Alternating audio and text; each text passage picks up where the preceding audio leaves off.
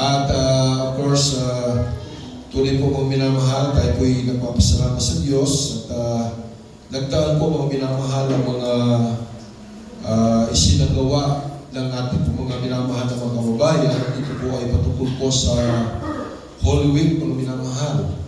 At medyo nakakalungkot isipin, kapatid, na hanggang sa mga oras na ito, ang mga tao po ay hindi po tuluyan o lubusang naunawaan ang tunay na kalooban po ng ating Panginoon. Mayroon pa rin po ng mga kababayan po natin na ipinapako sa krus, kapatid. Alam po niyo mga minamahal, hindi na po kailangan po yan. Hindi na po kailangan po yon, yung sakripisyo, nasusugatan mo ang likod mo, mga minamahal, ikaw ay pagpapadugo, kapatid, bilang sakripisyo. No, that is nonsense, mga minamahal. Wala na po yan. Dahil po, tinapos na po yan ng ating Panginoong Jesucristo. Amen.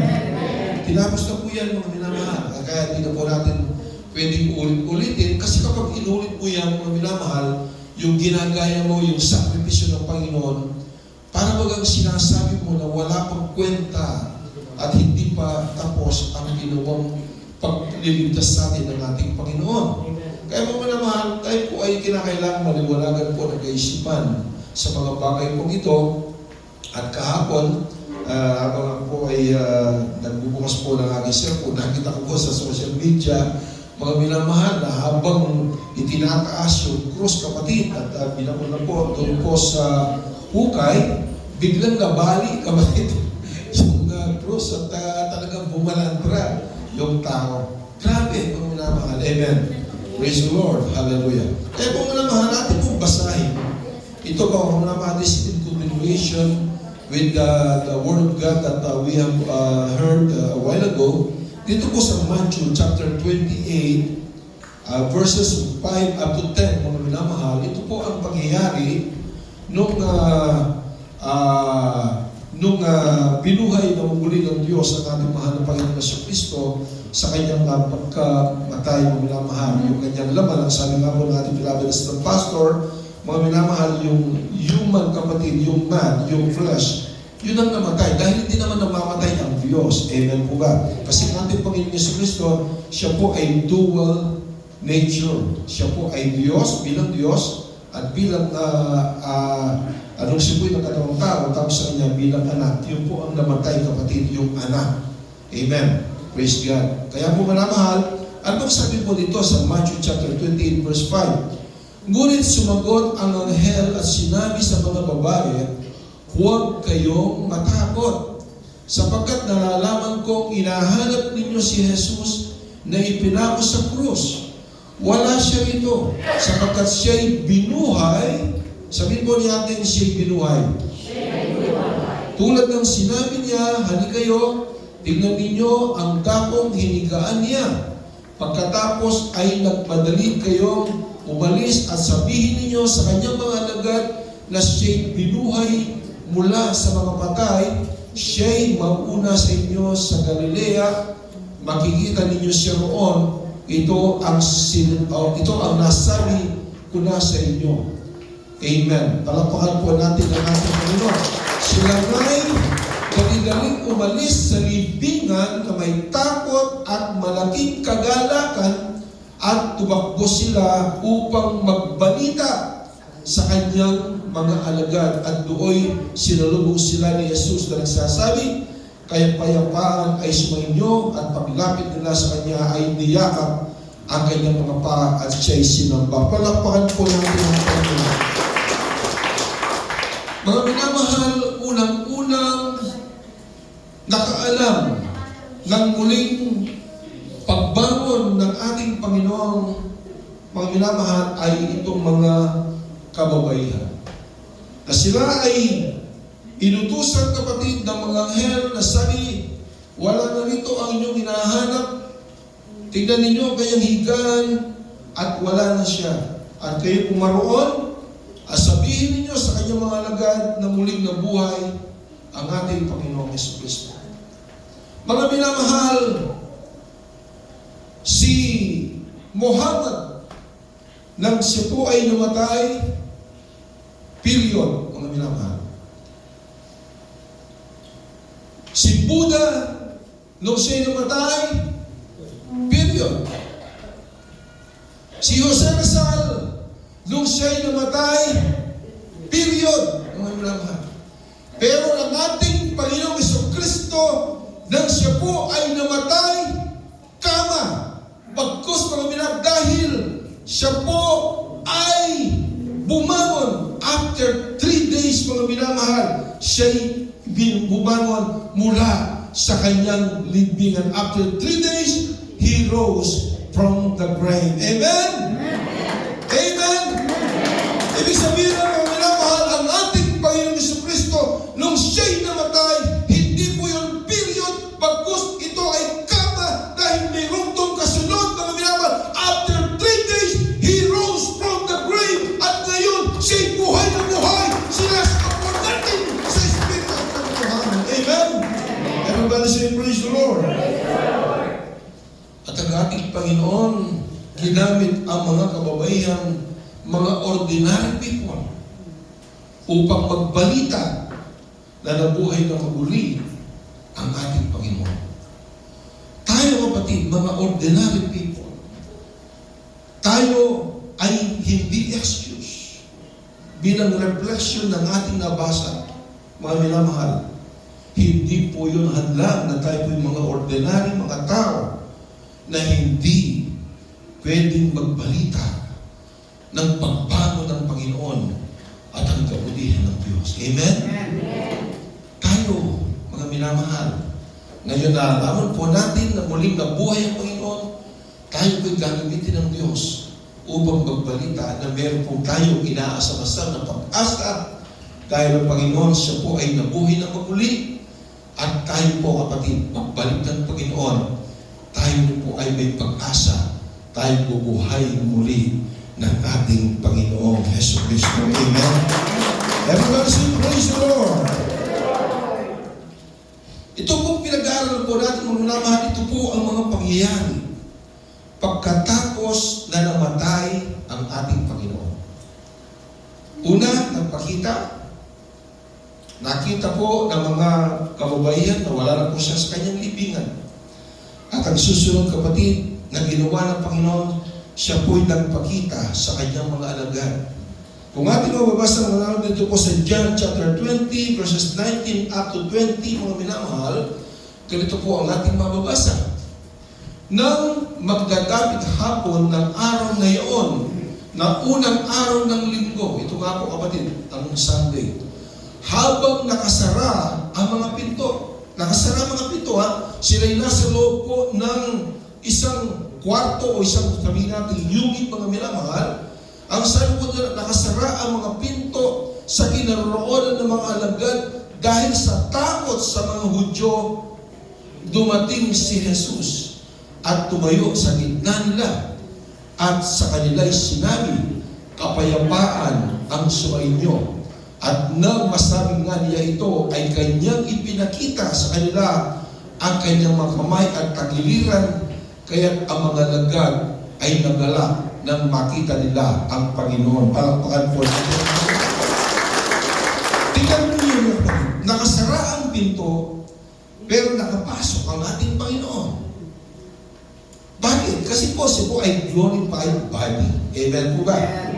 Ganoon din po naman mangyayari sa atin. Tayo po, mga nanitirang buhay, kung halimbawa, darating na ngayon ang ating Panginoon, tayo po'y mapapalitan na tinatawag na magkakaroon tayo ng tinatawag na glorified body. Mapapalitan ito, ang ating katawang ito, ng katawang wala na pong pagkasira. At tayo po'y lulusot po rito sa siling na ito upang salubungin ng Panginoon kasi glorified body po tayo. Ano po ang ibig sabihin po nito sa ating nabasa?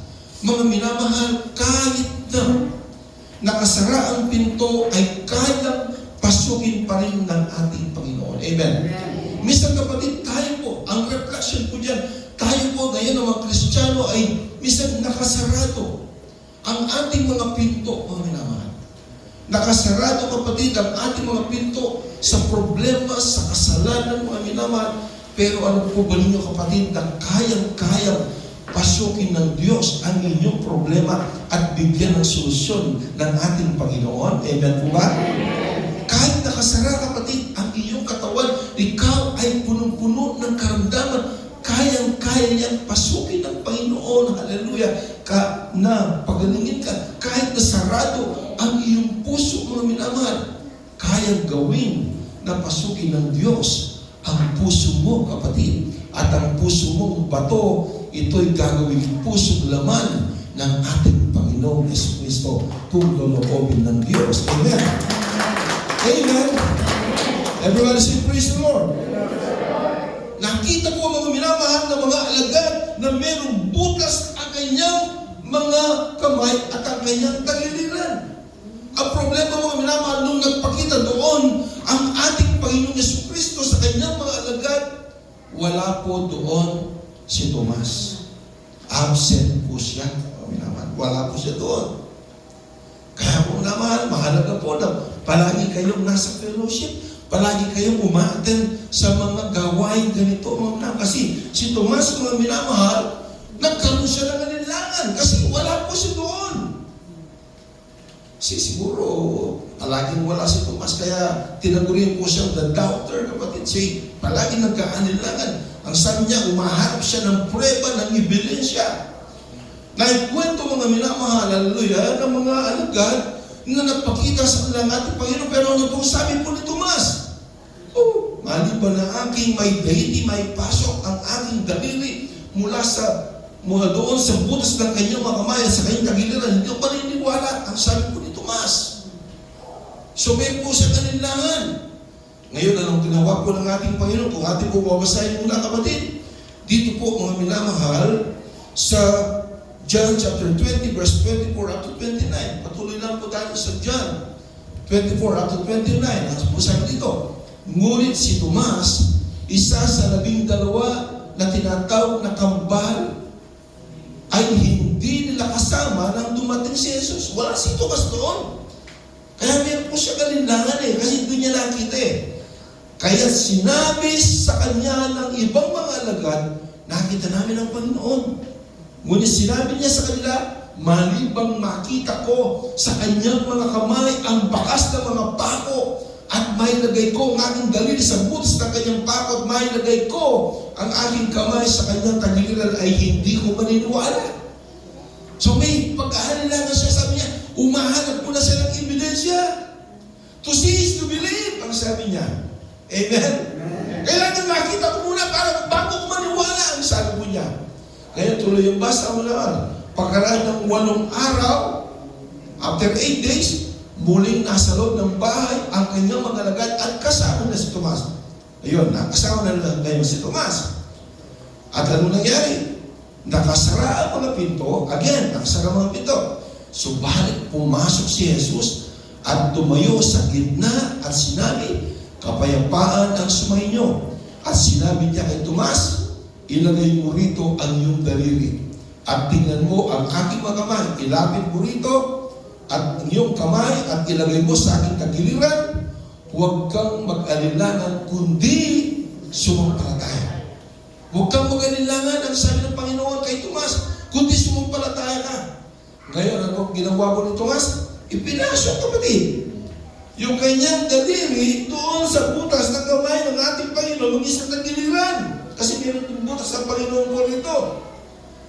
Ngayon, nung nakita po yun ni Tomas, ano nangyari? Sumagot si Tomas at sinabi sa kanya, Panginoon ko at Diyos ko.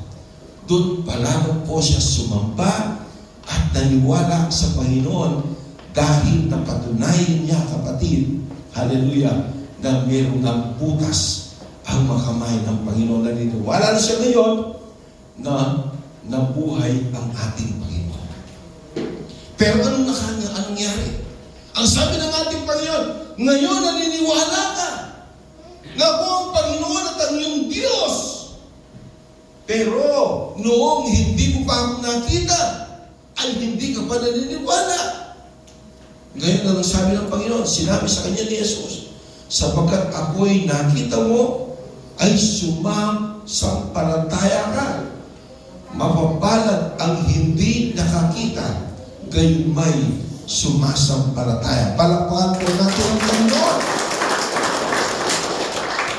Mapalad ang sabi po ng ating Panginoon kay Tomas, yung mga tao na hindi man nakakita pero sumasampalataya. Ibig sabihin ng kapatid, tayong lahat na narito nasa ilalim po ng gawain ng amazing grace of Jesus Christ, tayong lahat ay mas mapalad pa kay Apostol Tomas. Bakit?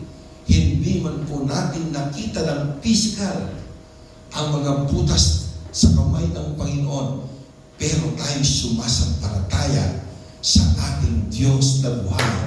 Ibig sabihin, mas mapalad tayo sa Kanya. Amen?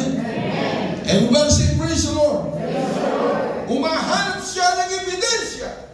Umahanap siya ng prueba, mga minamahal, hallelujah, na kailangan makita ko muna ang mga butas mula o doon sa kamay ng ating Panginoon bago maniwala. Pero tayo po, mga minamahal, bagamat hindi man po natin nakasama ang ating Panginoon Jesucristo nang lumakas siya sa daigdig na ito, bagamat hindi naman po natin nakita nung siya'y ipinako sa krus, pero mga minamahal, mapalad tayo dahil tayo po ay binuksan ang ating mga pangunawa, ang ating mga espiritual na paningin ng ating Panginoon, at ang kaliwanagan ni Kristo ay sumilay sa ating mga kaisipan. Yan ay gawa ng ating Panginoong Jesucristo. Binuksan ng Diyos ang ating mga pangunawa. Amen? Everybody say, praise the Lord. Bakit po? Ano bang sabi ng 2 Corinthians chapter 4 verse 4? Idadagdag lang po natin ito. Ang Diyos ng sanglibutan ito, mga minamahal, ay binulag at ang ating mga kaisipan. Basahin po, kapatid. Basahin po ito. Pinag-aralan po natin ito. Sapagkat kanilang kalagayan, binulag ng Diyos. Yung Diyos, kapatid, is small b. Kapag small b, hindi po yun ang Diyos. Amen.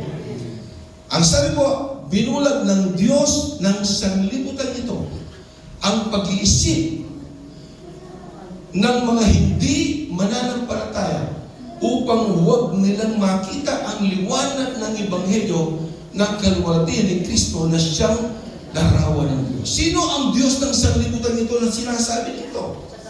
Walang iba kundi si Satanas. Binulag daw po ng Diyos ng sanglibutan ito na walang iba kundi si Satanas ang mga kaisipan po ng mga tao upang huwag sumilay sa kanila ang kaliwanagan ng Ebanghelyo ng Panginoon.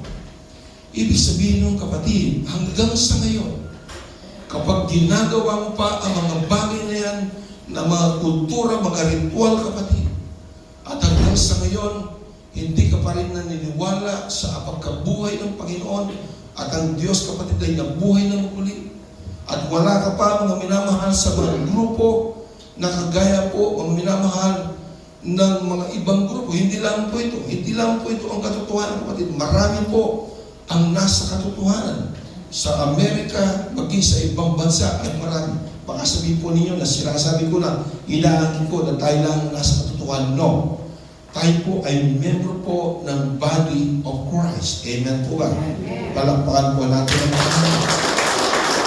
Kapag daw mga minamahal, hindi ka pa naniniwala, ibig sabihin nun, binulag ka pa rin. Hanggang ngayon ay bulag ka pa rin.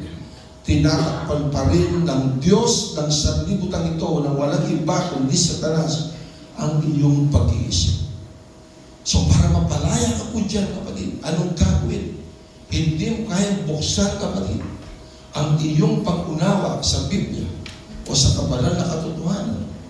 Kailangan mayroong magbubukas po niya. Sino ang magbubukas po niya?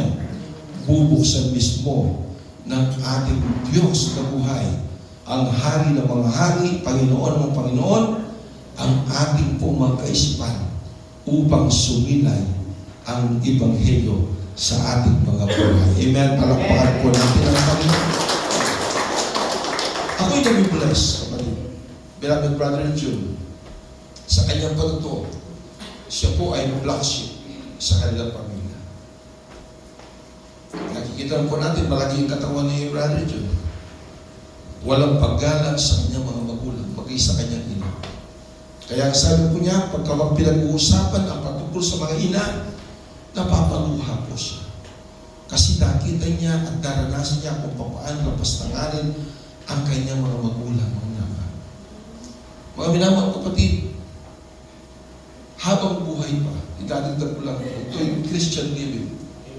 Habang buhay pa ang ating pong mga magulang, hindi lang po ang ating magulang na ina, maging ating mga ama sa tahanan, kapatid. Igalang mo, mga minamahal. Amen. Igalang mo at i-recognize mo, i-acknowledge mo ang kabutihan nila sa iyong buhay. Mga minamahal, totoo po yun. Ako, wala na po akong tatay, wala na po akong nanay, mga minamahal. Nung namatay ang aking nanay, parang bumuho ang daigdig sa amin, kapatid. Pero mga minamahal, salamat sa ating mga Panginoon. Ngayon, aming tarastas at napapag-unawa, mga minamahal, nakasama po siya ng Panginoon. At ngayon, hinahanap-hanap po namin ang kaniyang presensya. Na every time po, kapatid, na kami hirap na hirap. Dahil ang tatay ko noon ay naka-Saudi. Kami po, wala po kaming trabaho. Sina Elio noon, maliliit pa. Sina Efraim, maliliit pa noon. Mga minamahal, wala akong trabaho. Kapatid, alam po niyo mga mahal, ang aking ina, ang siyang parang nagpapakain sa akin, kumukop sa akin. Kaya nung namatay ang aking ina, yung aking gustong kapatid, na lalaki, si Freddy, hindi niya alam, parang namimiss siguro ang aking nanay. Iyak na iyak po siya at nahanap yung aking nanay. Eh alam naman po niya, napatay na po ang aking nanay. Mga minamahal, huwag na po nating hintayin pa na mawala sila sa piling po natin upang sila ay ating hahanap-hanapin. Amen. Palakpakan po natin ang Panginoon. Ito yung gusto ko yung Panginoon. Amen. Everybody say, praise the Lord. Mga minamahal, hallelujah. Kahit may pagdududa ka, kapatid, still tapat pa rin ang ating Panginoon, hindi kanya itataboy. Amen. Amen. Hindi po mga minamahal, hallelujah, inilagay ng ating Panginoon na kasalanan kay Tumasyon. Hindi yun dahilan na naggaling sa kanyang Panginoon. Bagkus mga minamahal, siya po ay kinalong ng ating Panginoon. Ibig sabihin, kapatid, minsan sa mga Kristyano, tayo nagdududa. Totoo ba? Totoo ba yung pinaglilingkuran ko? Bakit magmula nung ako'y naglilingkod sa Panginoon? Bakit tumarami yata ang ating problema? Ano sabi ni ating beloved brother Elio kanina, ating beloved pastor? Kapag Kristiyano po tayo, kapatid, hindi po kasaganahan. Hindi po puro rosas ang iyong lalakaran, kapatid. Hindi bed of roses. Bagkus mo naman, meron po ito mga tinig na yung lalakaran. Amen po ba? Kaya po namahal. Baka kasi kapatid, akala ko pag ako'y naglingkod sa Panginoon, sasagana ang buhay ko, yayaman ako. No! Yung bang mga apostol, kapatid, nung naglingkod pa sila sa Panginoon, sumagana ba ang buhay nila? Hindi po. Pinarusahan po sila, dumanas sila ng persecution. Si John, mga minamahal, nagpakulo yung mga ano po kapatid, nang kumukulong mantika sa kawa, ibinabal si John doon, si Apostol John. Malalaman po na hindi po siya namatay. Si Pablo, pinugutan ng ulo. Si Pedro, pinako sa krus. Yung mga ibang apostol, kapatid, pinahila sa kabayo, nahati yung kanyang katawan, naging dalawa, kapatid. Ganyan. At sinusunog sila ng buhay. Binabalatan sila ng buhay, kapatid. Ibig sabihin mo, minamahal, yung mga nangangaral, kapatid, na yon, na mga prosperity gospel, tinatawag na prosperity gospel, na sila, maglingkod kayo sa Diyos. Giginhawa ang buhay ninyo. Yayaman kayo. O minamahal, tumakbo na po kayo doon. Tumakbo kayo mula doon. Hindi po yon, kapatid, ang tunay na gospel. Ang tunay na gospel ng ating Panginoon. Hallelujah! Mga minamahal, hindi mahalaga ang mga material na bagay. Ang mahalaga, kapatid, hallelujah, na paglingkuran mo ang Panginoon. May blessing naman, wala kang blessing. Praise the Lord pa rin. Hallelujah. Amen. God is praise the Lord. Hallelujah, hallelujah. At mga minamahal, ano pa po kapatid, ang mga ginawa ng Panginoon pagkatapos na siya po'y mabuhay na maguli, mga minamahal, Pinuntahan niya itong si Pedro, kapatid. Si Pedro na nagkanulo sa kanya ng 3 times, kapatid. Di ba napagkarala po natin ito? Hindi na po natin mamasay dahil lumahaba po tayo sa oras. Si Pedro, mga minamahal, ang sabi po niya, Pedro, mahal mo ba ako? Opo, mahal ng Panginoon. Pero ano pong sabi? Kahit anong mangyari, Panginoon, ipaglalaban kita, kahit anong mangyari. Anong sabi ng ating Panginoon? Sinasabi ko sa iyo, Pedro, bago titilaw ang manok, ikakailabo ko ng 3 beses. Ikakailabo ko. Nung kinuha ng mga sundalong Romano, o mga Romano, kapatid, ang ating Panginoon, ang kanamahal, sumunod sa malayo itong si Pedro at nakita po ng isang babae, hindi ba kasama ka ni Jesus? Ang sabi po niya, nag-deny po siya, hindi ko siya kakilala. That's first denial. Pangalawa, mga minamahal, habang sumusunod sa malayo, mga minamahal si Pedro sa ating Panginoon, nakita ka naman ng isang tao, ang sabi, hindi ba kasama ka niya? Ang sabi niya, sinasabi ko sa iyo, hindi ko siya kakilala. That's second denial. Pangatlo, mga minamahal, hindi ba kasama kanya? Ang nakakalungkot doon, hindi lang po simple, hindi ko siya kakilala. Sabi niya, isinusumpa ko! Hindi ko talaga siya kakilala. Nanumpa pa siya. Pagkatapos po nun, tumilao ang manok, kapatid. Doon na po tumangis si Pedro. Umiyak po siya. Dahil mga minamahal, totoo, sinabi ng Panginoon, bago tumilaok ang manok, i-deny siyang maka3 beses, kapatid. Tingnan po ninyo, kung hindi lang Diyos ang Panginoon, bakit alam ng Panginoon ang mangyayari niyo? Kasi ang Diyos, ang ating Panginoon sa Kristo, si Diyos. Amen? Amen. Amen. Palakpakan po natin ito. Pero sa kabila ng, kapatid, ng kahinaan at ang ginawang yun ni Pedro, still, mga minamahal, ang sabi po, siya pa rin ay ginamit ng Panginoon. Ni-restore ng Panginoon yung plano niya kay Peter. Ano po sabi po dito sa John chapter 21 verses 15 up to 17, mga minamahal, ganito po ang sabi po, kapatid. Pagkatapos nila makapag-almusal, sinabi ni Jesus kay Simon Pedro, Simon, anak ni Juan, minamahal mo ba ako nang higit kaysa mga ito? Sinabi niya sa kanya, Opo, Panginoon, malalaman mo na minamahal kita. Nalalaman mo na minamahal kita. Sinabi ni Jesus sa kanya, pakainin mo ang aking mga tupa. Feed my lamb, ang sabi ng ating Panginoon. Kung minamahal mo ko, Pedro, feed my lamb. Susunod, kapatid, nagtanong na naman ang Panginoon. Sa ikalawang pagkakataon ay sinabi niya sa kanya, Simon, anak ni Juan, minamahal mo ba ako? Sinabi niya sa kanya, Opo, Panginoon, nalalaman mo na minamahal kita. Sinabi niya sa kanya, alagaan mo ang aking mga tupa. Keep my sheep, ang sabi ko. Feed my sheep. Pero dito po, nagkaroon ng irritation itong si Peter sa pangatlong pagkakataon. Sabi po niya, sinabi niya sa kanya sa ikatlong pagkakataon, Simon, anak ni Juan, minamahal mo ba ako? Do you love me? Ang sabi ng Panginoon. Dito na po, nalungkot si Pedro. Ang sabi po dito, nalungkot si Pedro sapagkat 3 ulit nang sinabi sa kanya, minamahal mo ba ako? At sinabi niya sa kanya, Panginoon, nalalaman mo ang lahat ng mga bagay. Nalalaman mo na minamahal kita.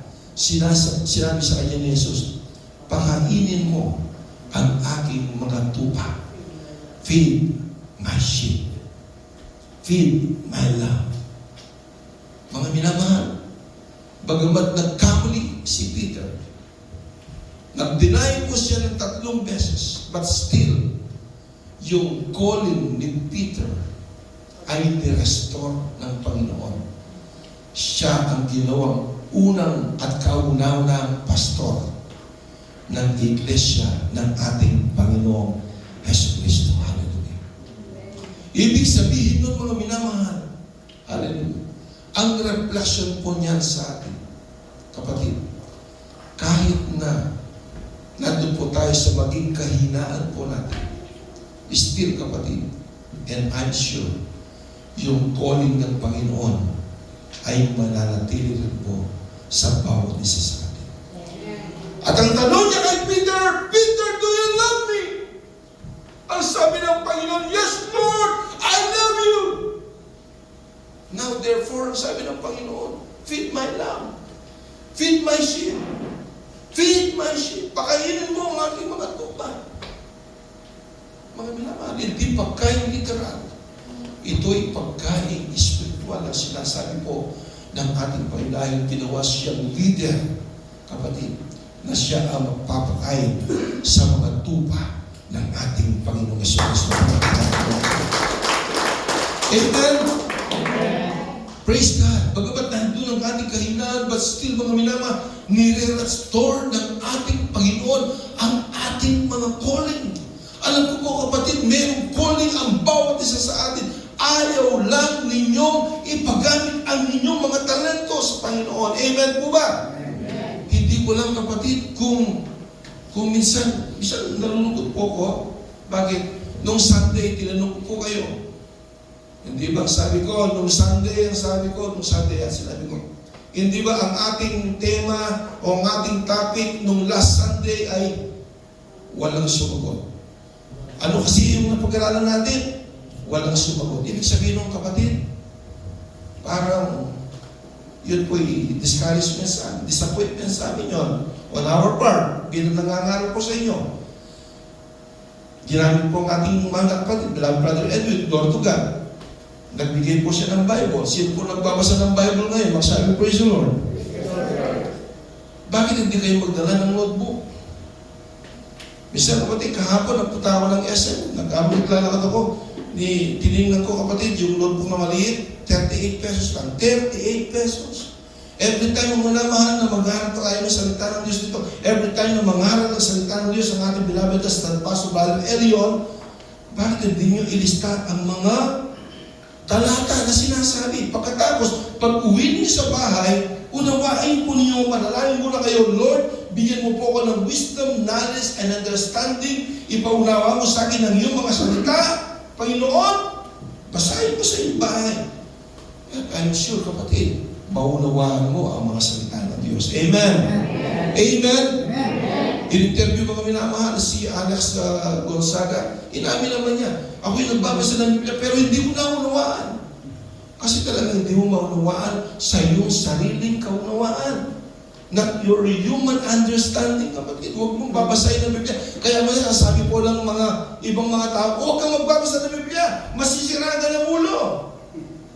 Kaya talaga, may nababalik po dyan, kapatid. Kasi inuunawaan nila ang mga salita ng ating Panginoon sa kanilang pasariling kaunawaan. Pero the moment na mga minamahal, magbasa ka ng mga salita ng Diyos, lumuhod ka muna mga minamahal at manalangin ka muna sa Panginoon. Lord, ipaunawa mo sa akin ang iyong mga salita. At doon ka, mga minamahal, magbabasa ng mga salita palawan ng Panginoon. And I'm pretty sure you will understand the message of the Word of God. Amen? Palakpakan po natin ang Panginoon. Everybody say, praise the Lord! Ang mensahe ng minamahal, nung nangyari na pinuntahan siya ni Pablo ng ating Panginoon, si Pedro rather, ang sabi ko, Peter, do you love me? Yes, Lord! I love you, Lord! So therefore, you feed my lamb. Feed my sheep. Ang sabi ng ating Panginoon unahan. At ang message po nito, kapatid, may restoration kahit may pagkakamali, mga minamahal, na bagamat dininay niya ng 3 times ang ating Panginoon, but still, kapatid, ginamit pa rin siya ng ating Panginoon. Amen? Everybody say, praise the Lord! At ang mga minamahal, pagsusunod na ginawa ng Panginoon, ito na po ang Great Commission, kapatid. Marami na po tayo magtapos.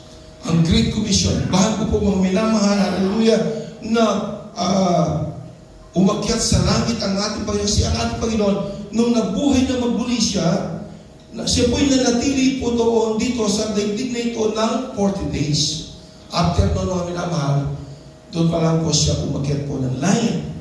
Ang sabi po, ito po ang siyang Great Commission na ipinag-uutos sa bawat sa atin ng Panginoon. Hindi lang sinabi niya, yon, Noel, hindi lang po sa amin, kapatid. Bagkus sa ating lahat, nakausap ng ating Panginoon ang kanyang mga alagad, hindi lang po yung mga apostol, ang mga alagad ng Panginoon. Dami po, kapatid.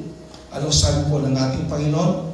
Kapatid, Matthew chapter 28, verses 19 up to 20. Ito po ang sinabi po ng Panginoon. This is the Great Commission. Kaya sa paghalo ninyo, gawin ninyong alagad ang lahat ng mga bansa. Bautismo niyo sila sa pangalan ng Ama, ng Anak, at ng Espiritu Santo. Ang sabi niya, go ye into the world and preach the gospel, baptizing them in the name of the Father and the Son and of the Holy Spirit.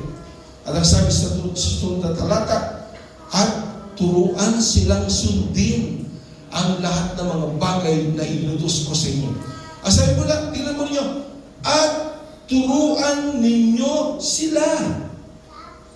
Ibig sabihin, kapatid, tayo po lahat ay inuutusan ng Panginoon. This is the Great Commission na ating pong ipalawak ang mga salita ng Panginoon. At ang sabi po sa 20, kapatid, at turuan ninyo sila na sundin ang lahat ng mga bagay na inuutos ko sa inyo.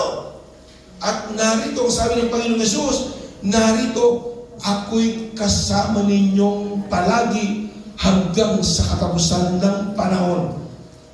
Ay, pero ang ibig sabihin nun, ang Espiritu ng ating Panginoong Jesucristo mismo, iniwanan niya sa atin. Amen. Ang sabi po niya, at kasama ninyo akong palagi hanggang sa katapusan ng panahon. Palakpakan po natin ang Panginoon. Everybody say, praise the Lord! Ito po mga minamahal, hallelujah, ang utos ng Panginoon. This is the Great Commission, mga minamahal, hallelujah, na trabaho natin ito. Nakakalungkot. Nanawagan po tayo, one more soul for Jesus, para madoble po ang bilang po natin. Imbes na nagdoble po, tinitingnan ko parang nabawasan pa yata. Diba? Nakakalungkot. Dapat mag-times 2 tayo, mag-multiply tayo rito. Gamitin tayo ng Panginoon kasi utos yun ng Panginoon. Sabi niya, go into the world. Kapag sinabing world ito, ang saan libutan ito? Pwede sabihin na, go to San Vicente, go to Macapagal Village and preach the gospel. Kaya niya sinabing world, go into the world. Baka sabihin po ninyo, mag-around the world po tayo, no? Pwede naman tayo mag-around the world. Malay po na, gamitin tayo ng Panginoon. Baka si Brother Angel maging international evangelist. Amen po. Palapakan po natin ito ngayon. Amen? Ibig sabihin, go into the world. Kapag sinabing world, mga dito, sa sanglibutan ito, mga minamahal. Hindi po around the world. Pwede ka pumunta ng Mawakera Settlement, pumunta ka sa Mawakera, pwede ka pumunta sa Pagbiamas, and preach the gospel. Amen. Praise God, this is the Great Commission. At ang panghuli, mga minamahal, anong sabi ito? Pangako ng Panginoon. Acts chapter 1, verses 9 up to 11, kapatid. Ano pong sabi dito? Pagkasabi niya ng mga bagay na ito, habang sila'y nakatingin, dinala siya sa itaas. Yan, umakyat ang Panginoon. Nakatingin na ngayon sa itaas. Tumingin tayo sa taas. Ayan. Parang imagine mo, tinitingnan natin ang Panginoon habang siya'y umakyat sa itaas. At siya'y ikinubli ng ulap sa kanilang mga paningin.